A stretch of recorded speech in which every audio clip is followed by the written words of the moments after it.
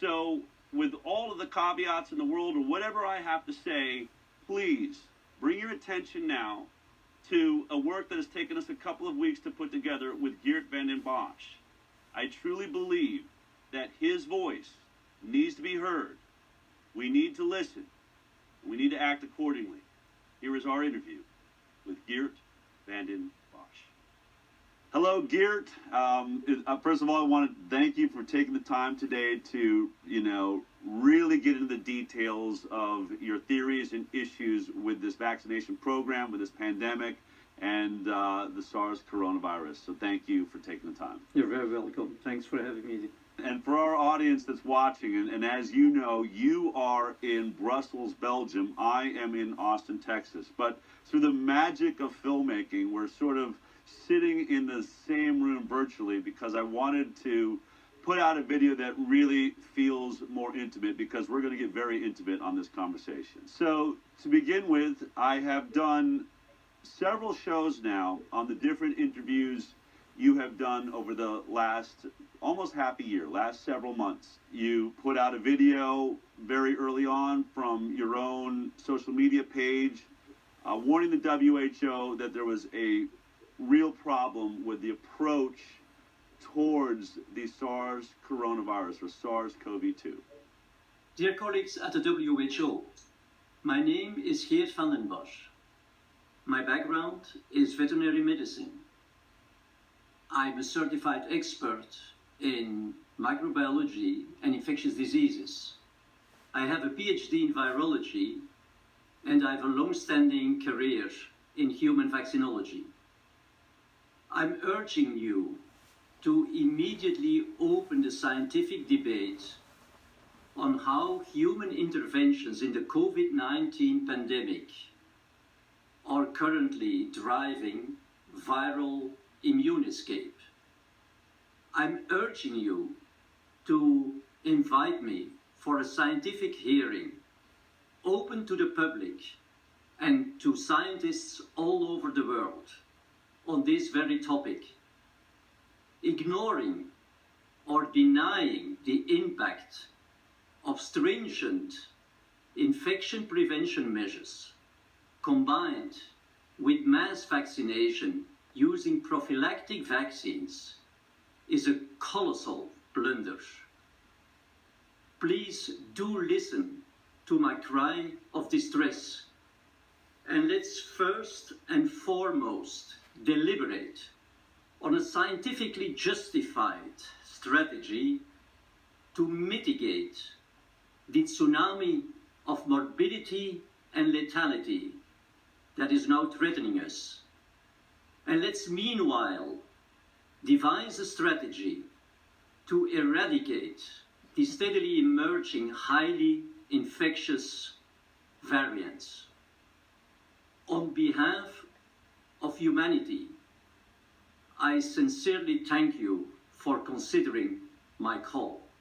To begin with, this time, I want to start out with sort of your background. What is it specifically about your experiences that is giving you a different perspective than we're hearing from other world-renowned scientists? Well, Del, I think it has, in fact, more to do with what I decided back 10 years ago, 10 or 12 years ago, where I decided I would take a completely different approach to science. But it started all with my intention that I would start all of a sudden to look at the science not as, an objective in its own right, but as a tool to solve problems. Because I was really very much bothered, having worked in both academia and in industry, I started thinking more and more about these two different worlds that both start with P, the world of the publications, that's what counts in academia, and the world of products, that's what counts in industry. And in between, everybody talks about translational medicine, but it's very, very rare, in fact, that we find solutions, that we use the science to really solve problems. And of course, my background is veterinary medicine. That's very broad, that's very diversified. And I had a chance during my career to touch upon several different fields. I specialized in virology, in vaccinology. I learned my vaccinology, in fact, in industry. That's also the place where I learned immunology. I was teaching zoonosis, so infectious diseases that can be transferred from animals to humans at the university. I have a long-standing interest in evolutionary biology, and all this has to do with interactions between the pathogen and the host. So the host immune system, and understanding these interactions is very, very important. And then what's also very important is to understand the evolutionary capacity that a pathogen has when it is put under widespread immune pressure. That is something you don't have in clinical studies, for example, right? This is the population effect. And so this simply illustrates that you have to be able to draw from all these several different fields. I was so fed up that we put many products in the pipeline in industry without even understanding how they interact, how they work exactly. And I was so fed up in academia that all what counts is publication. We need to connect both, because otherwise we are in a situation right now where we put out products without understanding what's going on, without understanding the pandemic, and you know my point. I'm 200% convinced that this is going to lead to a catastrophe, to a disaster. Geert, you worked for Gavi on the Ebola vaccine program. You've worked with the Bill and Melinda Gates Foundation. Now, obviously, you didn't start out by deciding to put your career in jeopardy as a world-renowned, vaccine maker, as a scientist, as a professor. You must have reached out to your peers at the WHO, who I know you've worked with before, at Bill and Melinda Gates Foundation, at Gavi. How did you reach out, and what was the response? Well, I've reached out at least 3 times to, I would say, all the global health authorities, a number of public health authorities, CDC, NIH, the Bill and Melinda Gates Foundation, WHO, of course. And I got maybe 1 or 2 anonymous responses. Maybe I said this in an earlier interview, and I'm not going to disclose his name, but it is certainly one, if not the most famous vaccinologist on this globe, who told me, Geert, you are right, these vaccines are basically just going to breed variants, but nobody is going to listen to you because you go against the mainstream, right? I mean, imagine. It is just, I have no words for this. I have no words for this. Were you surprised when you got no response? Is this the first time you've reached out with an issue? No, I was not surprised, no. The Ebola story, I mean, it was the same, but it was a small scale. It was small, it was just the countries in West Africa. What was your job on the Ebola vaccine? Well, I was coordinating the Ebola program, and part of this was the vaccines. It was not just the vaccines, was also about a number of measures that needed to be taken, to control more or less the Ebola crisis in collaboration, of course, and with WHO and UNICEF and CDC and strengthening health measures, etc. So it was a collaboration between all these international health authorities. But of course, since I came from the vaccine field, I was very much interested in the vaccines that would be deployed and that would be used. And what was that issue when it came to evaluating the effectiveness of the vaccine and the safety of the vaccine? Basically, it came down to the naive interpretation of those who conducted the study that the incubation time of Ebola was, well, I don't remember exactly, 10 or 12 days, and that therefore they would not need to start the clinical observations before so many days after the vaccination, after having identified the index case, and then you have the contacts that were all vaccinated. the endpoint was vaccine efficacy after, so many days after the vaccination.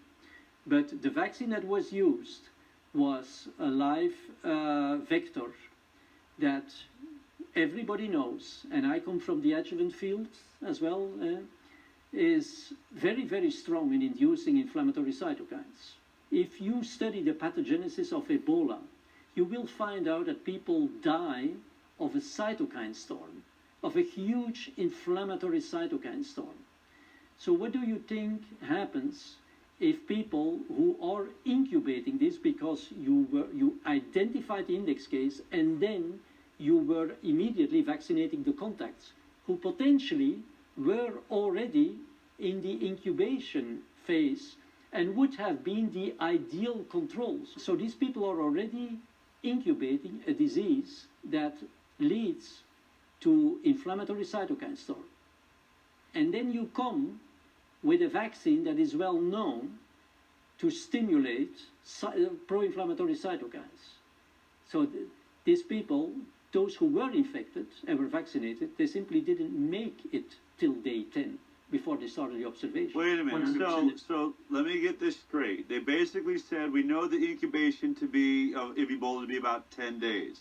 Therefore, when we find the index case, the person we know that's infected, they went and vaccinated everybody that had come in contact with them. Yeah, ring vaccination. Right, ring vaccination. Ring around the index case. But they said, let's not collect any data for the first 10 days because we know that if anything's going to happen inside the 10 days, it's, it shouldn't count. And what you're saying is you gave an inflammatory vaccine to people that were potentially incubating a highly inflammatory disease. That's what we know, the hemorrhaging, all the issues.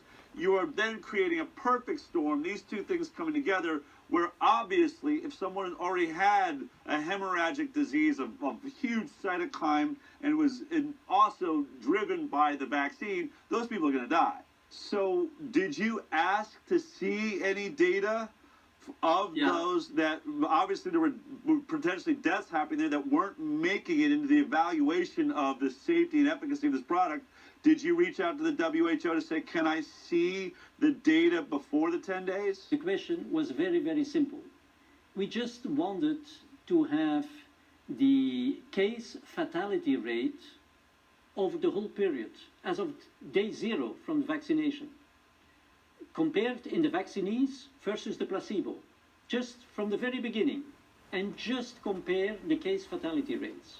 So what is the case fatality rate in the vaccinees versus the placebo, right from start? I was working with Gavi and asked that question to WHO. We never got an answer because it was confidential. And then I remember I was on vacation and my boss sent me this paper in the Lancet, and which revealed that there was 100% efficacy. I immediately knew that there was something wrong. But of course, this was, so to say, small scale, was only West Africa. But just to tell you that this is not the first time that I'm taking a deep dive in such things, because I cannot stand it, that first of all the science is violated, and that people who cannot, how can laymen understand this science? It's very, very complex, right? For me, it's not even about, freedom or about conspiracy theories or even about, side effects. Okay, the side effects are important, but this is about a global health drama that affects every single individual. Let me ask you a question that I'm not sure I've seen you answer, but you've done a lot of different interviews. Explain to me, in your understanding, what would have happened had we basically really just done nothing? Had no one ever screamed there's a deadly brand new pathogen sweeping the planet, no vaccine product is raced onto the market? What would have happened if we just sort of let things go naturally? Well, we would have had a pandemic, a natural pandemic, and a natural pandemic that would have primarily or almost exclusively affected, I call them vulnerable people. You know these people, these are typically elderly people who have an immunosenescent immune system, an aging immune system, or people with underlying diseases, or people who are otherwise immune suppressed. The only way to calm down a pandemic is to cut the transmission, and that is only possible through herd immunity. So we would have had a couple of waves. Some people indeed would have died, depending on what would have been the possibilities for treatment of these elderly people, and also people who are immune suppressed. And then, of course, you have the young people. Typically, I'm saying this is not a childhood disease, who have a very strong innate immunity and basically are not affected at all. They at most develop asymptomatic infection, right? Asymptomatic infection. And then, of course, you have in between people who would not have sufficient innate immunity to be protected against the disease. Those people would have gotten the disease, would then recover, and would then have built a long-lived acquired immunity. So that is typically how pandemics occur. And within 1 year, the virus would not have been eradicated, but it would have been under control. Under control due to herd immunity, to a large extent due to the innate immunity that all youngsters and people in good health have. Okay, now I hear two terms that I think that many of us have been interchanging, perhaps inappropriately. I hear you saying naturally acquired immunity and innate immunity, and I think many of us are confused that there's a difference between the two. So, first of all, is there a difference between innate immunity and natural acquired immunity? Yes, and what we call innate immunity very often, and I'm very often talking about innate antibodies, in contrast to the naturally acquired antibodies. The innate antibodies, these are pre-existing antibodies, antibodies that are already, so to say, pre-primed, that you have at birth already, not as a result of antigen experience, right? So a newborn all of a sudden gets confronted with a number of pathogens. Yeah, he or she, the newborn cannot have all these antibodies in because he has never seen these pathogens. So this is providing them with a good start. The innate antibodies were found in every vertebrate species, also to tell you how important they are from an evolutionary viewpoint, that they are that you find them in all vertebrate species. So this is something that we have been completely neglecting, and these are basically the antibodies that protect all these young children and people in good health from a disease that is therefore not a childhood disease, right? SARS-CoV-2. So the cells that generate those innate antibodies, we call them B1 cells. It is a particular type of B cells, which is different from the B cells that generate the naturally acquired antibodies. The naturally acquired antibodies are antigen specific. First of all, they do have a high affinity for that particular antigen, and they are long-lived. And they are typically acquired when we talk, for example, about SARS and other infectious diseases. They are typically acquired once you have gotten the disease and you recovered from the disease, and they have high longevity, so they are almost, and even if they disappear, they generate immunological memory, and because they generate immunological memory, they can be recalled very, very rapidly. So that is also some misunderstanding. Many people are worried because their antibodies have disappeared in their blood. They should know that as soon as their body sees the antigen again or is re-exposed to the virus, that within no time, because there are memory cells, these memory cells will again start to produce these naturally acquired antibodies that then will protect them. So just prior to explaining the difference between the innate immunity and the naturally acquired immunity, You were talking about in a natural infection situation where we didn't have a vaccine, had we just let this thing run its course. Yeah, I want to just sort of summarize now, make sure I understand this correctly, that you would have had those people that would get the infection, usually the elderly that have comorbidities, they have other health issues that are bringing down their immune system, their ability to really fight properly. They're going to be at a high risk situation. Some of them will potentially die because they just won't handle the virus well. Then you have this other group, middle-aged people. You know, they can be different ages, but also that also represent sort of a different immune system strength and ability. Now they're going to get the infection, become symptomatic, and in that process, their body will create these antibodies, the naturally acquired antibodies that have long-term memory.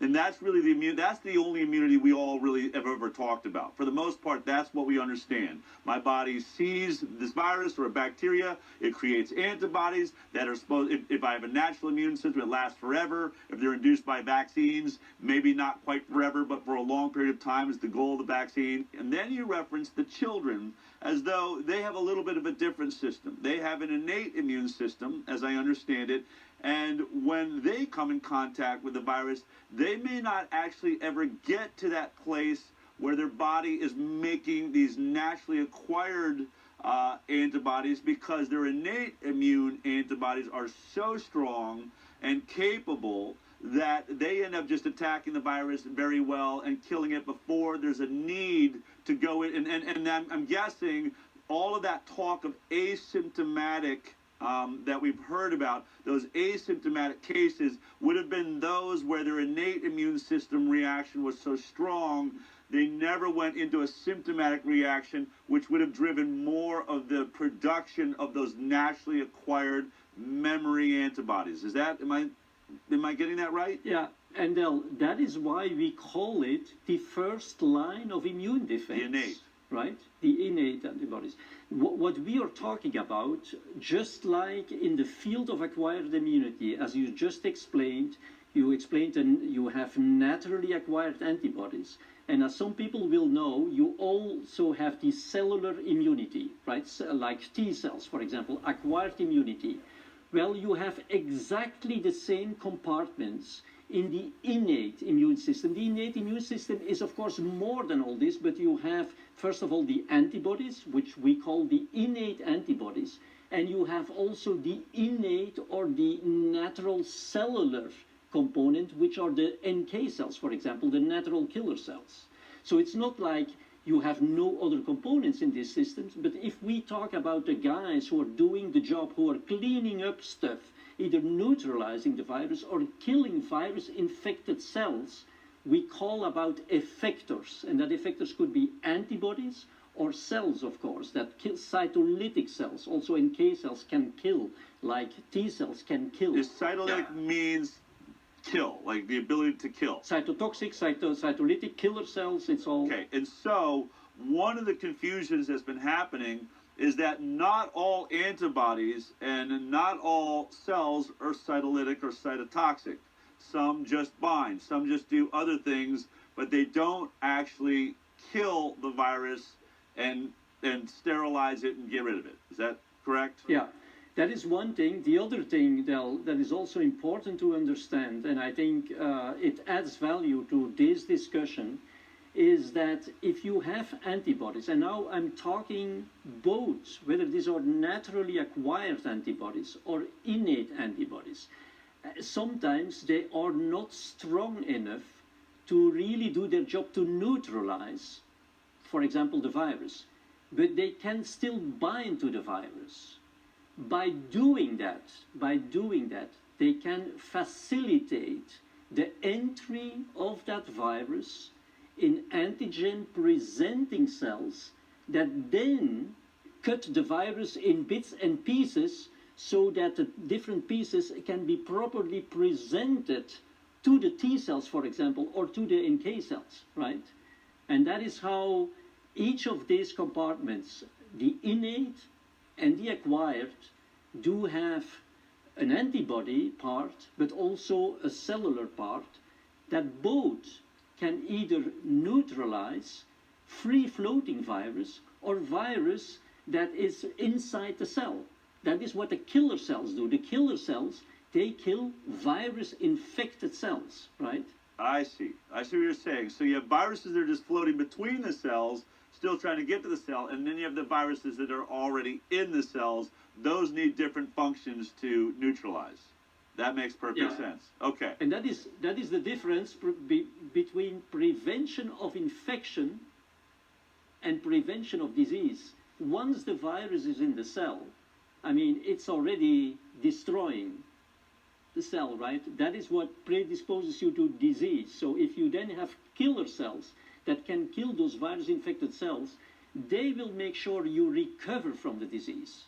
Whereas if you have functional antibodies that can readily neutralize the virus when it comes in, you can prevent the infection of the cell in the first place, and you're not going to get the disease, Eve.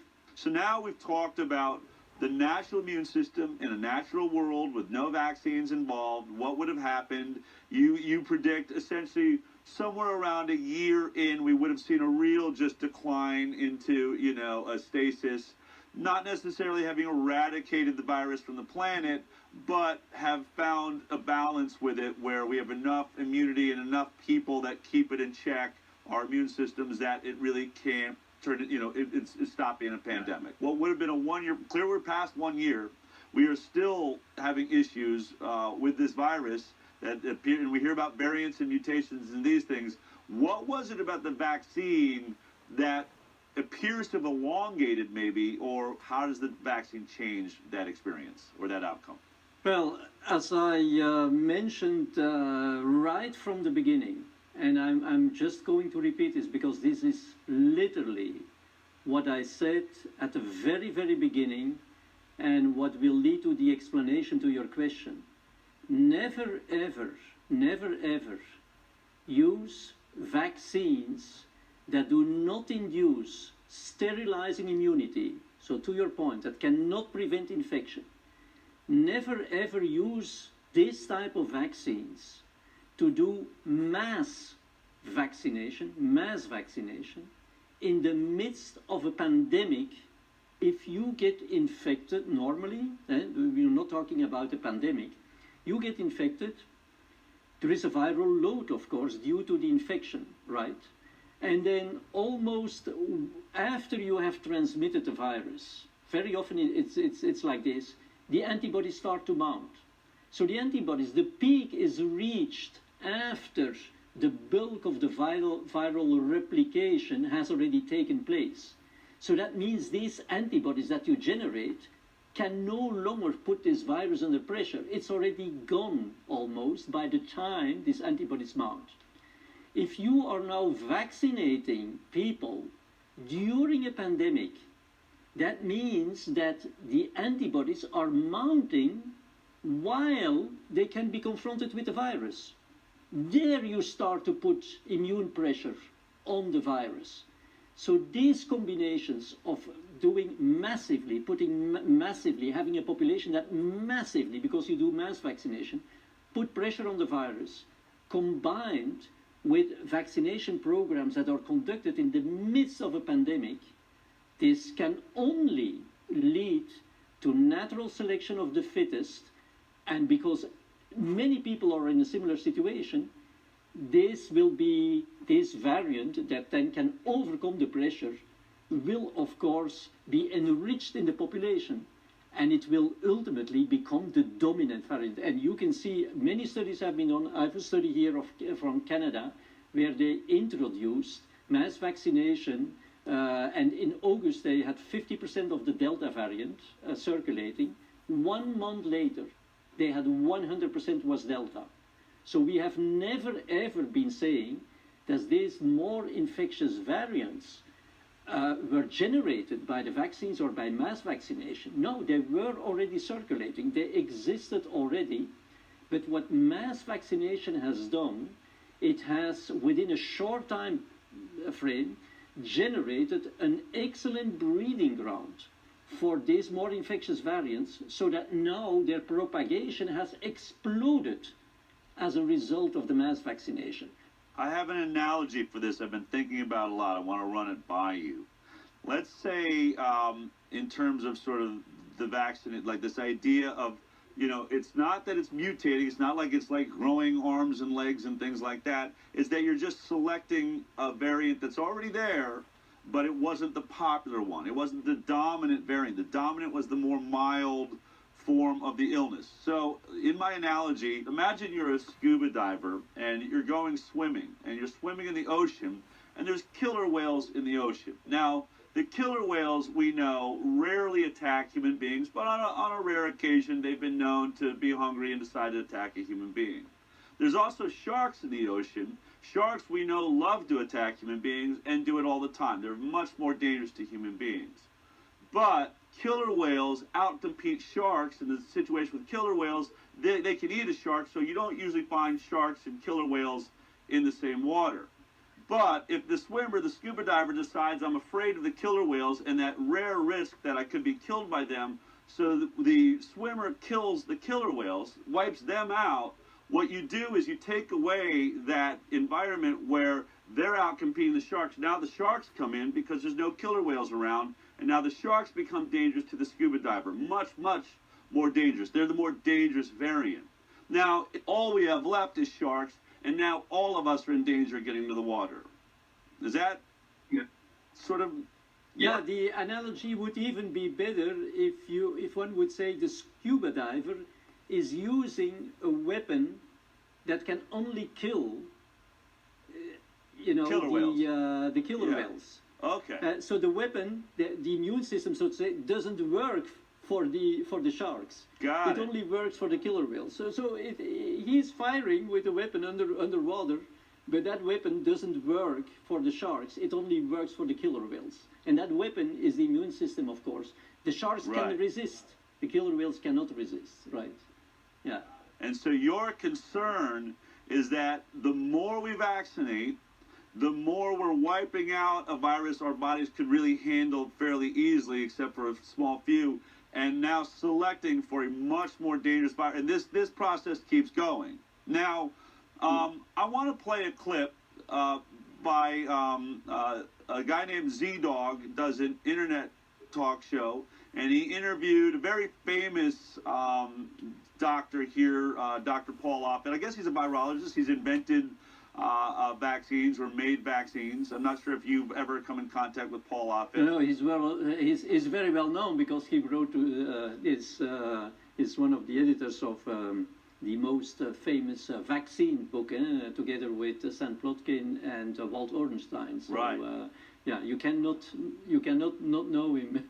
Okay, so he's a big deal. So I mean, this would be an equal peer. He's asked about your theory on pressuring the virus and making it deadly, and this whole thing that you've been very worried about. This is what he had to say in this interview. There's a guy, Vanden, Bossche. Have you heard about this guy? Yeah, so apparently a virologist in Europe has his premise, and you can maybe explain it better than me, is that, by vaccinating during a pandemic, we're putting pressure on the virus to emerge vaccine escape variants, and that we've primed our immune system, therefore follow-up vaccines won't be very effective. Something along those lines, to paraphrase. Am I paraphrasing that right? And what do you think about this? Because it has a grip on the public, this idea. I with what evidence? I mean, you have, for example, what can I say? So you have measles, for example. We've had a measles vaccine since the early 1960s. Measles is like this virus, a single-stranded RNA virus. Measles, like this virus, does mutate. Nonetheless, despite 60 years of measles vaccine, we have not seen strains generated that resist immunity from vaccination. I mean, flu is different. Flu mutates on a daily basis. I mean, that virus is a moving target. This virus also mutates, but much slower than, say, influenza does. We'll see. I mean, it's like, the notion that you're creating you've created a population, either from natural infection or immunization, that is likely to have several years of protection. That's a good thing. And although this virus may mutate to the point that it escapes recognition by current immunity from vaccination or immunization, then you come up with a second generation vaccine. That's what you do. I don't think that's going to happen, actually. I think that the viruses, there's probably been already about 12,000 mutations on this virus already. I mean, and I think you may get to the point if they're resisting all immunity, or meaning that it's as if you never got the vaccine, you never got naturally infected. I think that's probably a lethal mutation. Yeah, so in other words, you're kind of running the runway out on the virus's ability to change itself. Lethal to the virus, not lethal to us. Right? That's right, lethal to the virus, right.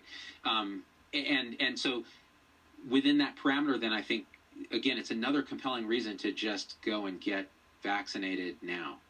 So he says you're wrong. He, as we just heard, said that that just like measles, this is a single-strand virus, that we will achieve immunity the same way that we did with measles. He says the flu does have more, like it mutates faster every day, he said, but coronavirus not as fast. I find it sort of ironic that at the end he says it's already, mutated 12,000 times. There's 12,000 variants or something. At least to a lay person, that sounds like a lot, but I don't know. But what about it? I mean, in the end, he says you're going to have immunity for several years, and should there be another variant, all we'll have to do is make a new vaccine to deal with that variant, and we're good to go. Why? I mean, that seems to be the thinking of almost every scientist working for governments around the world. Where do you differ with that perspective? Well, I mean, the conditions. Remember the sentence that I just repeated, which was really my concern, and which was already in the first call that I made. Conditions are not fulfilled. Have you ever seen mass vaccination across all age groups against measles? No, not that I know, because when I think about we measles, vaccinate children against measles, and why do we do this? Because measles is a childhood disease, and basically remember about the innate antibodies. If the infectious pressure, you probably know that measles is very, very infectious. It's amongst one of the infectious viruses yes. we know. So it breaks immediately through the innate immunity. So if you don't come with a vaccine, you cannot stop this thing. Second, what I also said is never ever vaccinate with vaccines that do not block transmission during a pandemic of a highly mutable virus. I mean, measles is not a highly mutable virus. Can be an RNA virus, but it's not a highly mutable virus. Influenza is. And I bet you, if you would do exactly the same with influenza, so conditions need to be fulfilled, you have a pandemic, you start to do mass vaccination with vaccines that cannot block transmission, you will end up with exactly the same situation. So people are comparing things that are not just comparable. I hear people saying all the time, why don't we have this with flu, etc., etc. We have herd immunity with flu. And so from time to time, immunity weakens, and then you have a breakthrough. But guess what? I mean, as soon as the flu starts to spread, it encounters either young people who have very good innate immunity, who will block the virus and who will even eliminate the virus, or you have people who have previously been ill and have mounted long-lived antibodies against the flu that even have broad spectrum very often, right? So this is a completely different situation. We have never been doing mass vaccination of measles. I mean, across all age groups. Okay, so you're saying that essentially measles, we never, and this is shocking, I think, to a lot of people, because we don't really think about this. And I've watched you speak so many times that it's now sinking in that measles, as an example, had already gone through a very big spike. It was very deadly early on, right? And it was already sort of, our natural immune systems had brought it down. The death rate was way, way down. By, I think, 1960, in America, 1 in 500,000 people in America died of the measles every year. So very, very low death rate. I think that of the infected, it was something like 1 in 10,000, if I'm right, or something like that, of people that caught it. Now, then we started the vaccine program. We started the vaccine after really all the elderly, all of our parents, all of the, even the youth had already had immunity. So all you needed to do was to vaccinate the new entries, the children, before they got it. And they said, look, it works. We have herd immunity. But they were really relying on that naturally acquired herd immunity that was being carried by the entire planet prior to vaccination, correct? Okay. Exactly. So you vaccinate in such a situation. It's the rule is very simple. You only vaccinate the vulnerable people. So in some cases, the vulnerable people are the children. In other cases, like SARS-CoV-2, the vulnerable people are rather the elderly. So in other words, the answer to your question is, I do not rule out that if in case we would have done this, as you were just explaining, with measles, really mass vaccination across all age groups, when measles came in as a new virus, that we might have seen the same problem occurring. You understand what I'm explaining? Yes, I understand that. Now, my last question on the measles comparison by Paul Offit. You said that this vaccine we're using for SARS-CoV-2 is only prophylactic. It really only protects the person from severe disease. It does not neutralize the virus. Does the measles vaccine neutralize measles, or is it similar in that it only reduces symptoms? Well, it will. The measles vaccine, because this is of course the other difference. We have not even been talking about this. People talk about vaccines as if they were all based on the same principle. Right. We need to distinguish between live vaccines and subunit or killed or whatever, but live vaccines, that is of course very, very important, because what will happen with a live vaccine is that you will have also strong stimulation of your innate immunity that can induce indeed sterilizing immunity, right? Yeah. So innate immunity can be can indeed be sterilizing, but that does not mean that you will eradicate measles, for example. Same. We had the same with polio. Remember, polio was a live attenuated vaccine. Did we eradicate polio? We didn't. We came close to it, but we didn't, because you can still have transmission by asymptomatic people, for example.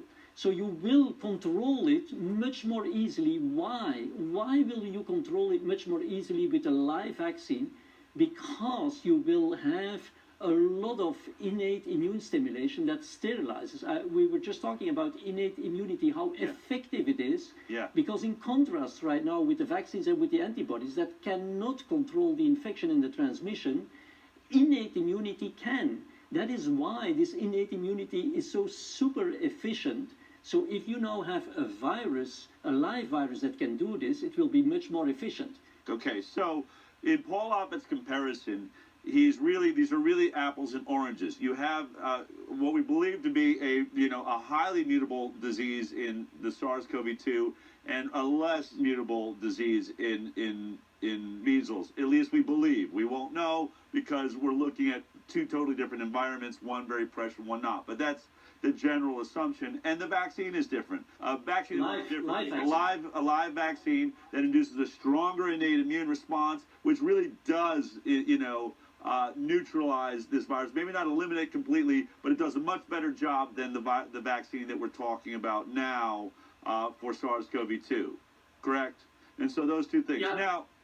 No, three things. And we didn't do mass vaccination. We didn't do mass vaccination. For the measles. It's a very important one, because that is where the immune pressure comes from. Okay. Now, the last part of this, though, is Paul Offit says it doesn't matter if you're right, Geert. It doesn't matter, because even if we have selected for a variant and at some point that variant ends up becoming the dominant strain, at that point we'll just make a new vaccine that handles that variant and end of the problem. Why is that an issue? Because that seems to be what the FDA and everybody are sort of counting on. You're seeing studies that are talking about, well, this Delta is getting problematic. We may need a new vaccine in the future. Why are you worried that that's not going to happen? That's clearly what's going to happen, so why won't that save us? Well, what Paul Offit is alluding to is the influenza strategy. And again, I'm always repeating my only sentence, my only call. do not vaccinate with non-sterilizing vaccines during a pandemic. You know, I mean, I'm always giving the example, you are loading your gun while you are already on the battlefield, while you get already attacked, right? If you do this before you get attacked, there is no problem. That's what I was saying. Normally, when you get infected, a natural infection, virus comes in, there is transmission, and it's only afterwards that the antibodies peak. So the antibodies cannot really put this virus under pressure. But if you now vaccinate, and you vaccinate these people, I mean, you don't give them quarantine till they have full-fledged antibodies. You don't tell them, stay at home for at least 6 weeks because you need your first shot, you need your second shot, and it's all going to take at least 6 weeks till you have full-fledged antibodies.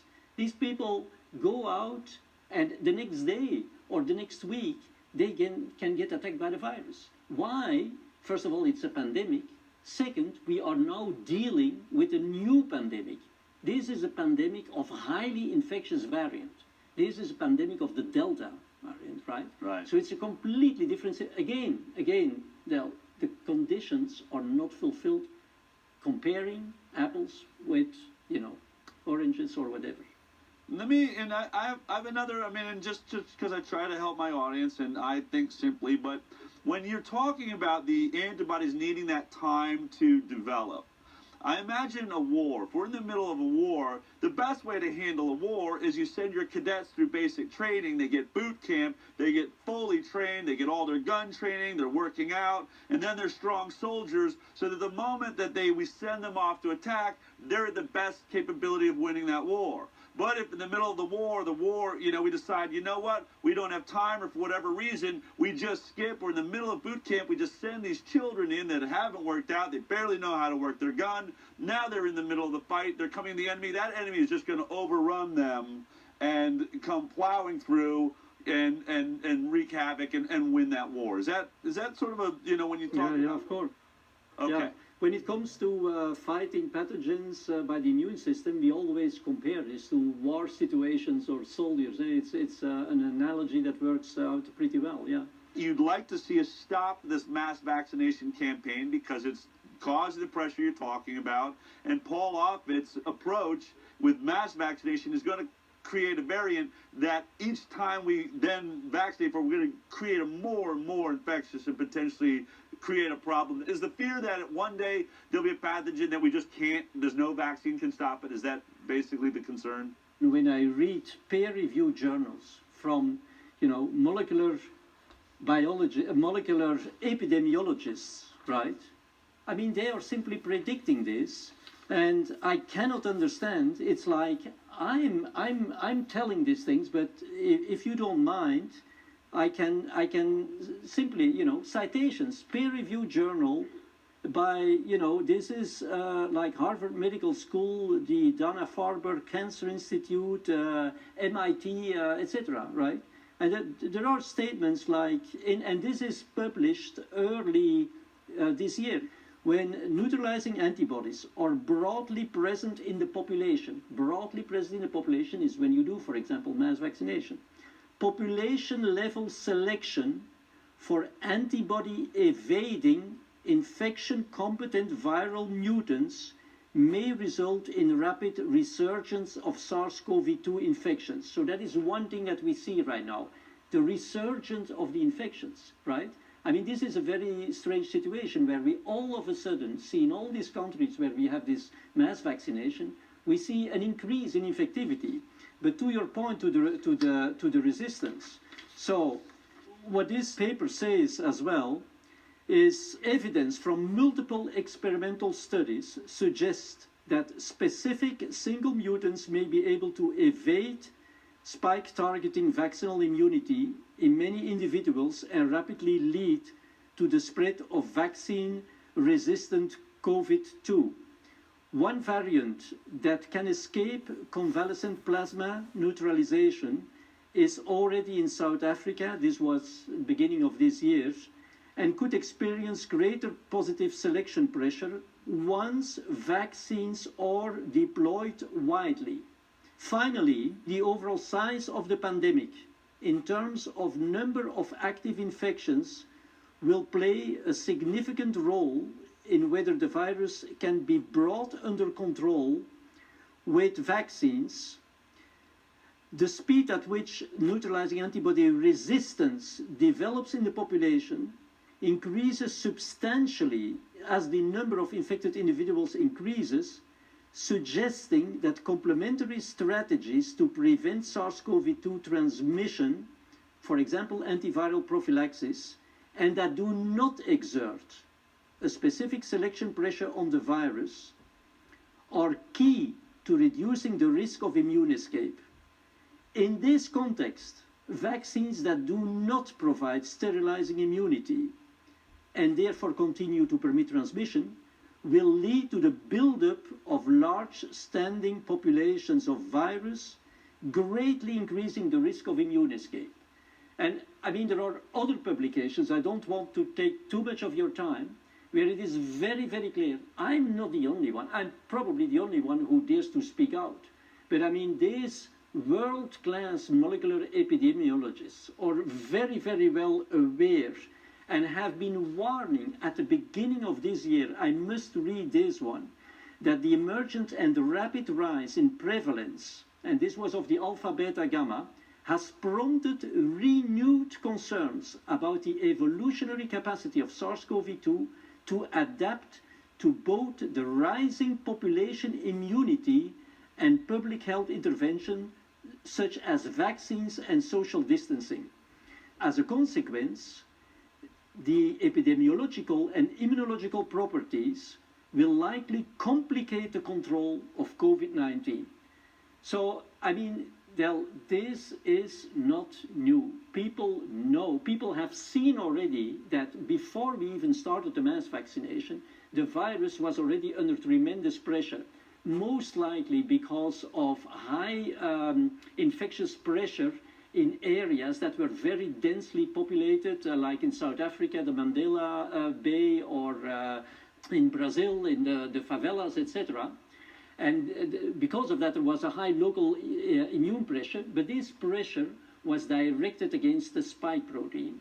And it has already they have shown that the many mutations in the S protein were really driven by immune selection pressure exerted by the population. Now, guess what? We are now coming with a vaccine, the target of which is the spike protein, and the spike protein is the target of the infectiousness. So now if I'm saying I'm exerting immune pressure on top of the pressure that existed already before the mass vaccination, I'm exerting pressure on the infectiousness of the virus, because that is what S is doing, making the virus infectious. So then, if that is the case, I would expect an explosion of more infectious virus. And that is exactly what we are seeing. Why doesn't Paul Offit, if you say everyone knows this, if you're in immunology, you should know this, why doesn't Paul Offit know this? I don't know. Sometimes, Del, I mean, this is my personal opinion. I'm not saying that this is the case. Sometimes I'm under the impression that the establishment, you have always an establishment, you have this in vaccinology, in immunology, in all branches, in all disciplines, that the establishment thinks, well, you know, we have made it, I've made my reputation, my name, my career, and just based on my knowledge, I'm going to draw conclusions. If you are tackling a very complex problem, like a pandemic, and you intervene with infection prevention and with vaccines, and you think you can afford yourself to leave stones unturned, I mean, then for sure this is a recipe to make big, big mistakes.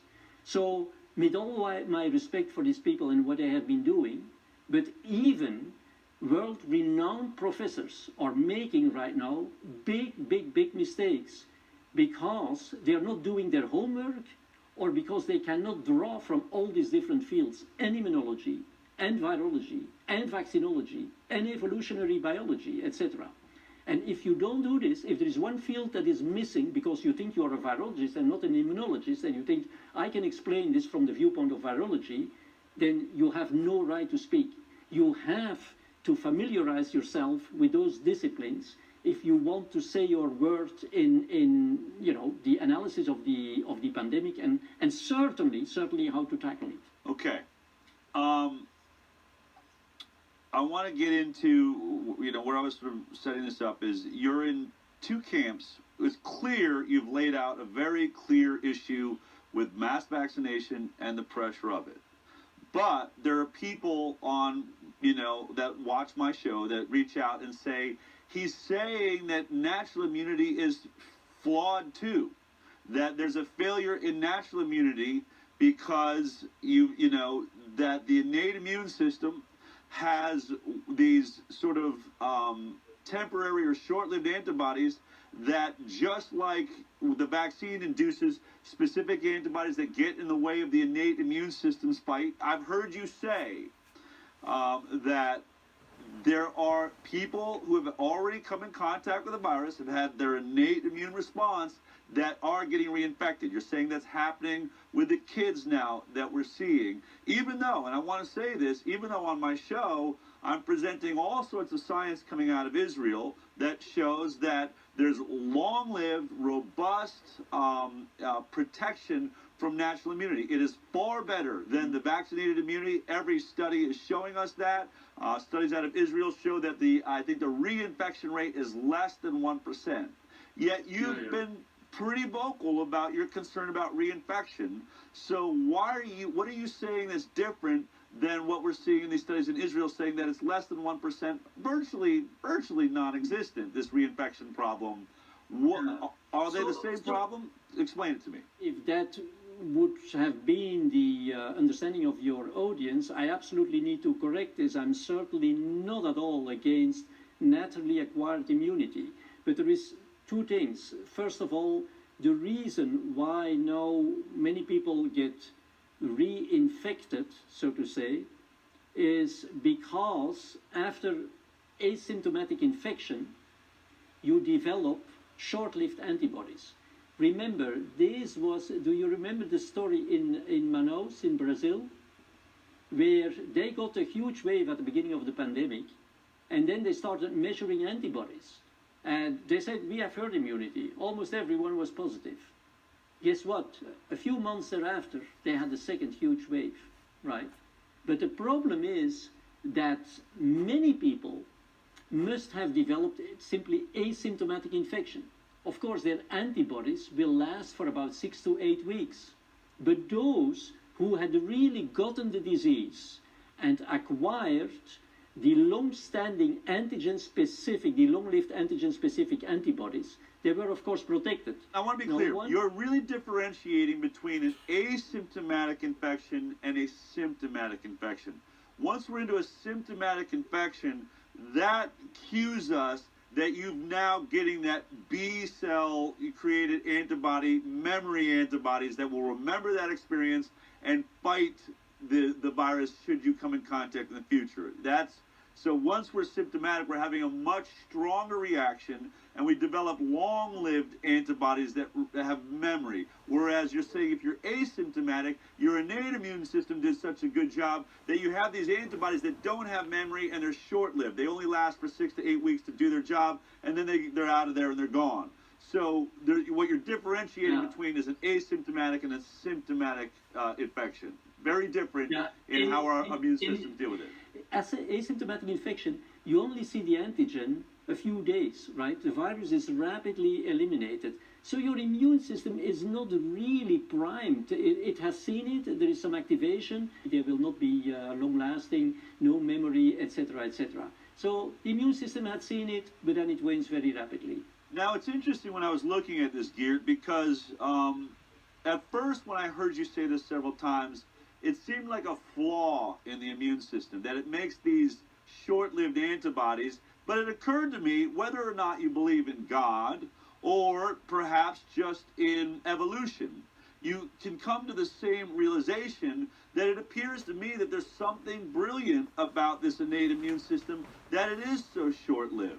Because maybe I'm just going to run this by. This is just me sort of thinking it through. perhaps with something like measles, where the innate immune response is never strong enough. It's always going to roll over into that more robust, long-lived immunity because it's not highly mutable. And that makes sense that if we want to survive, I only need to catch that once. And so I want to have a specific response. I want to have a specific antibodies built that will always recognize measles because it's not going to change that much, and that will last me my whole life. But when it comes to upper respiratory illnesses that we've had a real difficulty making vaccines for, the major reason is they are mutable. They change a lot. And so whereas you would want long-term immunity for a virus that's stable and going to stay the same, you don't want a long-term immunity for a virus that's changing all the time and producing variants, because at some point it's not going to recognize it, and now having those specific antibodies is going to be a problem for you because you won't recognize the virus coming in and then are really vulnerable.